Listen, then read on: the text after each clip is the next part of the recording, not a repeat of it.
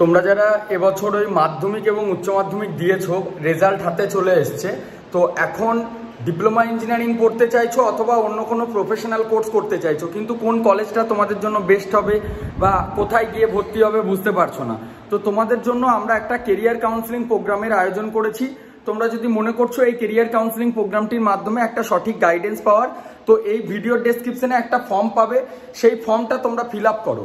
ফর্মটা fill up করার পর আমরা একটা ডেট দিয়ে দেবো, সেই ডেট অনুযায়ী তোমরা অ্যাটেন্ড করতে পারো এই সেমিনারটা, এবং তারপর কোন কলেজে ভর্তি হবে, কি নিয়ে পড়লে ভালো হয়, বা এই যে জেক্সপোতে TFWর বিষয়টা কি, সমস্ত প্রশ্নের উত্তর, মানে পলিটেকনিকে ভর্তি সংক্রান্ত যা যা তোমাদের ডাউট আছে সেই সমস্ত কিছু। আজকে আমি যাচ্ছি মগরার অফিসে, রেডি হয়ে গিয়েছি, জাস্ট অফিস থেকে এরপর বেরোবো।